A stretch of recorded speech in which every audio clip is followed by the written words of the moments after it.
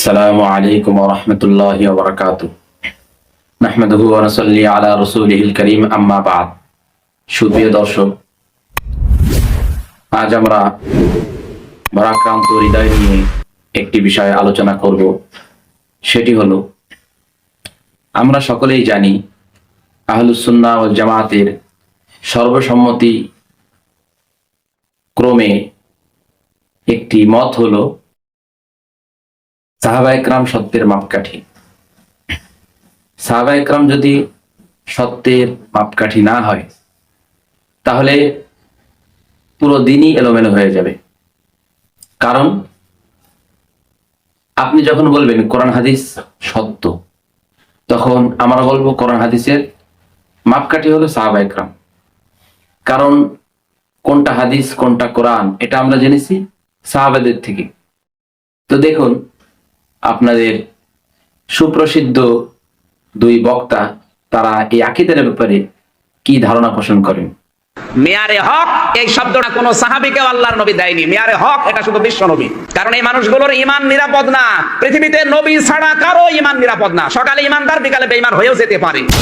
সাহাবায়ে কেরামকে সত্যের মাপকাঠি বলা হবে কিভাবে? কারণ সাহাবায়ে কেরামের কোন কথা তো সত্যের বিপরীত ছিল, এটা তো প্রমাণিত। আল্লাহ তাআলা বলেছেন, কুল আতিউল্লাহ ওয়া আতিউর রাসূলা লাআল্লাকুম তুরহামুন। তোমরা আনুগত্য করো আল্লাহর, আনুগত্য করো রাসূলের, আশা করা যায় তোমরা রহমত প্রাপ্ত হবে। এখানে আল্লাহ তাআলা আনুগত্যকে আল্লাহ এবং রাসূলের মাঝে সীমাবদ্ধ করলেন। আর অন্য আয়াতে তিনি ওয়া উলিল আমরি মিনকুম এই কথাটিও বলেছেন, তবে সেখানে আতিউ শব্দটি তিনি উল্লেখ করেননি। সাহাবীরা মেয়ারে হক নয় কেন? বিদায় হজের ভাষণে নবীজি কিন্তু বলতে পারতেন, আমি বিদায় নিলাম, এই যে আবু বকর, এই যে ওমর, এদেরকে রেখে গেলাম, এদেরকে মেনে নিলেই তোমরা জান্নাত পেয়ে যাবে, কারণ এরা সব জান্নাতের সার্টিফিকেট প্রাপ্ত মানুষ বলেছিলেন। আবু বকরের নাম বলেননি, ওমরের নাম বলেননি, নিজের জামাই আলীর নাম, ওসমানের নাম বলেননি, বলেছেন আমি কোরআন আর সুন্নাহ রাখলাম। আর আল্লাহর হাবিব সাল্লাল্লাহু আলাইহি ওয়াসাল্লাম তো বলেছেন বিদায় হজের বিখ্যাত ভাষণে, তারাকতু ফিকুম আমরাইন লান তাদিল্লু মা তামাসসাকতুম বিহিমা কিতাবাল্লাহি ওয়া সুন্নাত রাসূলিহি, যে তোমাদের কাছে আমি দুটি জিনিস রেখে গেলাম, ভালো করে ধারণ করো, যদি ধারণ করতে পারো শক্ত করে, যতদিন ধারণ করে রাখবে ততদিন তোমরা পথ হারা হবে না। আর সেটা দুটি জিনিস কি? আল্লাহর কিতাব কোরআন এবং আমার সুন্নাহ হাদিস। তাহলে এখানে সাহাবাদেরকে বলা হচ্ছে কোরআন এবং সুন্নাহ আঁকড়িয়ে ধরার জন্য। এতে বোঝা গেল কোরআন এবং সুন্নাহই হচ্ছে সত্যের মাপকাঠি। সাহাবায়ে কেরাম নিষ্পাপ নন, মাসুম নন। মাসুম হলেন বিশ্বনবী মুহাম্মদুর রাসূলুল্লাহ সাল্লাল্লাহু আলাইহি সাল্লাম। সুতরাং রাসূলুল্লাহ সাল্লাল্লাহু আলাইহি সাল্লাম যেহেতু মাসুম, সুতরাং সত্যের মাপকাঠি তো তিনিই হবেন। আর যারা মাসুম নন, যারা নিষ্পাপ নন, তাদের কিছু গুনাহ হয়ে যেতে পারে, তাহলে তারা কিভাবে আমাদের জন্য সত্যের মাপকাঠি হন? সাহাবায়ে কেরামকে সত্যের মাপকাঠি বলা হবে কিভাবে? কারণ সাহাবায়ে কেরামের কোন কথা তো সত্যের বিপরীত ছিল, এটা তো প্রমাণিত। সুপ্রিয় দর্শক, আপনারা শুনলেন, তাদের আকীদা শুনে এটা আমার হৃদয় কেঁপে উঠল। কি জঘন্যতম আকীদা এবং কত ভয়ঙ্কর!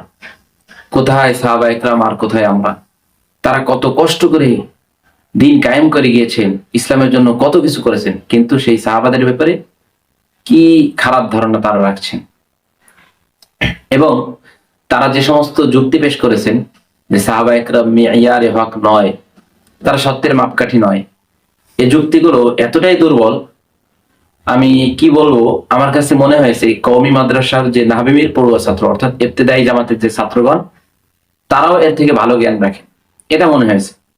আরবি ব্যাকরণগত দিক থেকে দুর্বলতা মনে হয়েছে, তাফসীরের দিক থেকে ইত্যাদি। দেখুন, তারা মেয়ারে হক না, তার দলিল দেয় কি দিয়ে? সবগুলো আমি উত্তর দিব ইনশাআল্লাহ। একটা দলিল দেয়, আল্লাহ তাআলা কোরআনে কারীমের মধ্যে বলেছেন, ইয়া আইয়ুহাল্লাযীনা আমানু আতিউল্লাহ ওয়া আতিউর রাসূল ওয়া উলিল আমরি মিনকুম, যে তোমরা আল্লাহ এবং আল্লাহর রাসূলের আনুগত্য করো এবং উলুল আমরের আনুগত্য করো। তো এখানে এই দুই বক্তার মধ্যে একজন বললেন যে উলুল আমর এর শুরুতে আতিউ শব্দ আনেন নাই, আতিউ আমরের সিগা, তো এই জন্য আপনার উলুল আমর তাদেরকে মানা যাবে না, ইতাআত করতে হবে শুধু নবী এবং রাসূলের। বলুন নাউযু বিল্লাহি মিন যালিক। আচ্ছা, আমার ধারণা, আমি বুঝতে পারছি না, তারা কি আরবি ব্যাকরণ পড়েননি, নাহু সরফ পড়েননি? আতিউ শব্দ যে উলিল আমরের আগে আছে, গোপন আছে, এটা তো স্পষ্ট, না হলে তো হতো উলুল আমর। উলিল আমর হলো কিভাবে? উলিল আমর কে বানানো? তো এর পূর্বেও আতিউ শব্দ আছে, কি বলে বুঝি না। এখানেও আতিউ আছে, সেটা কিন্তু সেটা গোপন। এরপরে আর একটা দলিল দিল কি, যে রাসূলুল্লাহ সাল্লাল্লাহু আলাইহি ওয়াসাল্লাম বিদায় হজের সময় সাহাবা ইকরামের সত্যের মাপকাঠিটা বলে যান নাই। যেমন তাদের দুজনে একজন বললেন, আচ্ছা আমাকে বলবেন রাসূলুল্লাহ সাল্লাল্লাহু আলাইহি ওয়াসাল্লাম কোন একটি হাদিসের মধ্যে সকল বিধান একসাথে বলেছেন? এই যে আমরা 2 রাকাত নামাজ পড়ি, এই 2 রাকাত নামাজের পরিপূর্ণ বিধান একটি হাদিসের মধ্যে পাবেন? বিভিন্ন হাদিসে সে আলোচনাগুলো ছড়িয়ে ছিটিয়ে আছে, সবগুলো মিলে একটি রূপরেখা দাঁড় করানো হয়েছে। ঠিক তদ্রূপ এক হাদিসের মধ্যে রাসূলুল্লাহ সাল্লাল্লাহু আলাইহি ওয়াসাল্লাম বলেছেন, তারাকতু ফীকুম আমরাইন লান তাযিল্লু মা তামাসসাকতুম বিহিমা কিতাবাল্লাহ ওয়া সুন্নাতা রাসূলি, যে যে আমি তোমাদের কাছে 2টি জিনিস রেখে যাচ্ছি, কোরআন এবং সুন্নাহ, সেটাকে তোমরা আঁকড়ে ধরবে, তাহলে তোমরা পথভ্রষ্ট হবে না। তো এখানে এটা বলার মানে এটা নয় যে আর কোনো কিছু নেই। একটা হাদিসে এটা বলেছেন, অন্য হাদিসে তো রাসূলুল্লাহ সাল্লাল্লাহু আলাইহি ওয়াসাল্লাম বলেছেন, মান ইয়াইশ মিনকুম বাদি ফাসায়ারা ইখতিলাফান কাসীরা ফাআলাইকুম বিসুন্নতি ওয়া সুন্নাতিল খুলাফাইর রাশিদিন আল মাহদিয়িন তামাসসাকু বিহা ওয়া আদু আলাইহা বিন নওয়াজিদ, যে আমার পরে যারা জীবিত থাকবে তারা অনেক মতানৈক্য দেখতে পারবে, সুতরাং তোমরা আমার এবং আমার সাহাবীদের সুন্নাত, খুলাফায়ে রাশিদিনদের সুন্নাত, হযরতে ওমর, আবু বকর, তারপরে আলী রাদিয়াল্লাহু তাআলা আনহু, এনাদের কি করো? অনুসরণ করো এবং তাদের সুন্নাতকে এবং আমার সুন্নাতকে আঁকড়ে ধরো মজবুত ভাবে। তো এই হাদিসে তো কোরআনের কথা বলা হয়নি, হাদিসের কথা বলা হয়নি, কোরআনের কথা বলা হয়নি, তাহলে কি কোরআন সত্য হবে না? তো এক হাদিসে বলেছেন কোরআন হাদিসের কথা, আর এক হাদিসে বলেছেন সাহাবা ইকরামের কথা। হ্যাঁ, সব কি এক হাদিসে থাকবে? কি আজীব ব্যাপার। এরপরে অন্য জায়গায় রাসূলুল্লাহ সাল্লাল্লাহু আলাইহি সাল্লাম বলেছেন যে ইন্না বানি ইসরাঈল তাফাররাকাত আলা 72 মিল্লাহ ওয়া তাফতারিকু উম্মতি আলা 73 মিল্লাহ কুল্লুহুম ফিন-নার ইল্লা মিল্লাতা ওয়াহিদা ক্বালু মান হিয়া ইয়া রাসূলুল্লাহ ক্বালা মা আনা আলাইহি ওয়া আসহাবি। এই হাদিসের মধ্যে রাসূলুল্লাহ সাল্লাল্লাহু আলাইহি সাল্লাম বলেছেন, বনি ইসরাঈল 72 দলে বিভক্ত হয়েছিল, তার মধ্যে একটি দল হক ছিল, বাকি 71টি দল ভ্রান্ত ছিল, আর আমার উম্মতের মধ্যে 73 দল হবে, যার মধ্যে একটি দল হক, বাকি 72 দল গোমরা হবে। তো এখানে সাহাবা একরাম প্রশ্ন করেছিলেন সে একটি দল কার? তখন রাসূলুল্লাহ সাল্লাল্লাহু আলাইহি ওয়াসাল্লাম বলেছেন, আমি এবং আমার সাহাবারা যে মত ও পথের উপরে আছে সেটাই হলো সেই সহিহ দল। অর্থাৎ যারা সাহাবা একরাম এবং রাসূলুল্লাহ সাল্লাল্লাহু আলাইহি ওয়াসাল্লামের মত ও পথ মেনে নেবে তারাই হলো সেই হক দল। তো এখানে তো কোরআনের কথা বলেনি।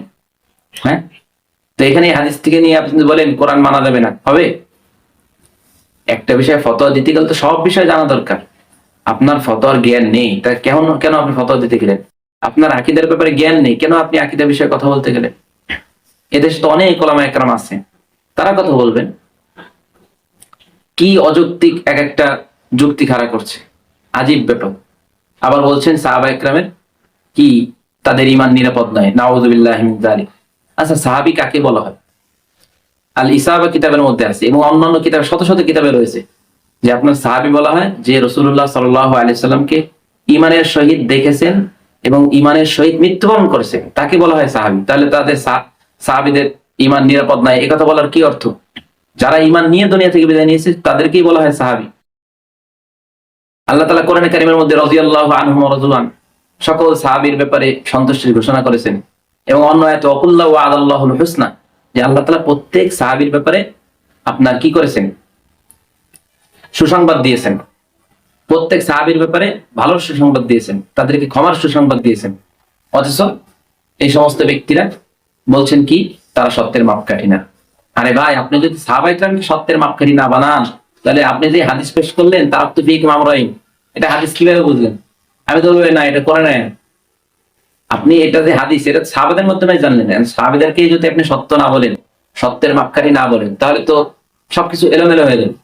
কোরআনকে বলবে হাদিস, হাদিসকে বলবে কোরআন, কারণ আমরা তো তাদের মাধ্যমেই পেয়েছি।